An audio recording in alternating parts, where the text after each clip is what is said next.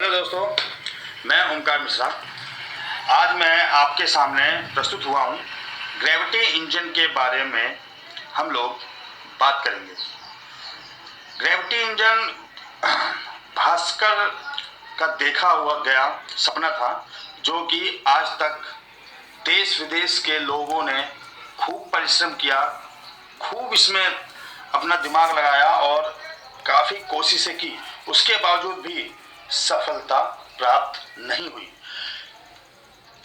और आज मुझे बहुत गर्व फील होता है और बड़ी खुशी है कि हमारे ही एक देश के छोटे से गांव से, जो कि बिहार के कैमूर जिला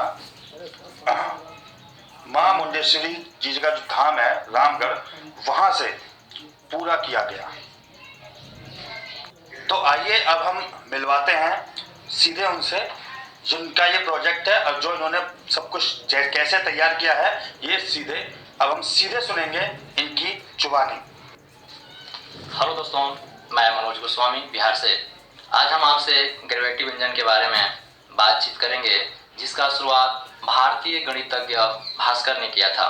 उन्होंने गणित की सहायता से ग्रेविटी इंजन का एक डायग्राम तैयार किया और उसे धरातल पर उतारने की कोशिश की, और उन्होंने बनाया भी। लेकिन जब उन्होंने बनाया तो उनके द्वारा बनाया गया ग्रेविटी इंजन उनके मैथ के अनुसार काम नहीं किया। उन्होंने निराश होकर उसको छोड़ दिया। लेकिन जब भास्कर द्वारा बनाया गया डायग्राम देश विदेश पहुंचा, वहां के वैज्ञानिकों ने जब देखा तो उन लोगों को लगा कि नहीं, ग्रेविटी इंजन को बनाया जा सकता है। ग्रेविटी इंजन भविष्य में ऊर्जा का एक बड़ा स्रोत हो सकता है। बहुत सारे वैज्ञानिक सामने आए और एक से बढ़कर एक ग्रेविटी इंजन पर काम किए और एक से बढ़कर एक डायग्राम भी बनाए और उसे धरातल पर उतारने की लोग कोशिश किए। लेकिन उन लोगों को भी भास्कर की तरह ही रिजल्ट प्राप्त हुए। जिन लोगों ने ग्रेविटी इंजन पर दिल से काम किया, उन्होंने यह कभी नहीं कहा कि ग्रेविटी इंजन को भविष्य में नहीं बनाया जा सकता है। लेकिन जो लोग इस पूरे घटना चक्र को देख रहे थे, जिन लोगों ने इस पर खुलकर काम नहीं किया, केवल देखे और कुछ विज्ञान के नियमों की परिभाषा देते हैं और बोलते हैं कि ग्रेविटी इंजन को नहीं बनाया जा सकता है, यानी कि बिना ऊर्जा खर्च किए हम लोग ऊर्जा प्राप्त नहीं कर सकते हैं। दोस्तों, हम आपको बताने चाहेंगे कि कोई भी नियम सभी जगह सत्य नहीं होते हैं। उनके लिए भी एक स्थान है जहां वे काम में नहीं आते हैं। आप कोई भी नियम सोचिए, उसके लिए भी एक स्थान बना है जो आपके द्वारा सोचा गया नियम सही होगा। दोस्तों, हम भी जब ग्रेविटी इंजन पर काम कर रहे थे तो हमें भी लग रहा था कि ग्रेविटी इंजन को नहीं बनाया जा सकता है, क्योंकि कई बार असफलताओं का हमें भी सामना करना पड़ा, जिसके वजह से हमारा भी आत्मविश्वास टूटा। और कितना बार टूटा ये भी कोई ठीक नहीं है। तब एक बार अंतरात्मा बोला कि नहीं, हमें कोशिश करनी चाहिए। कोई ना कोई तरीका है जो ग्रेविटी इंजन को चला सकता है, यह भविष्य में पूरा हो सकता है। तब हमने इस पर सोचना शुरू किया और आगे बढ़ने के प्रयास की।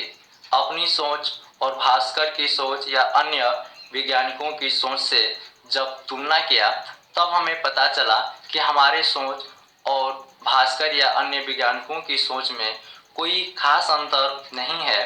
यानी कि हमें अपने सोच को इन लोगों की सोच से नए दिशा में लेकर जाने की जरूरत है।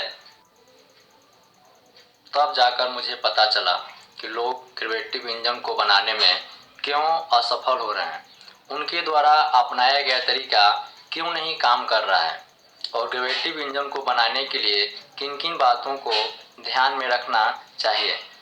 जब मैंने इसके बारे में बड़ी गहराई से अध्ययन किया, तब नए गणित के एक अध्याय का जन्म हुआ जो ग्रेविटी इंजन की आत्मा है।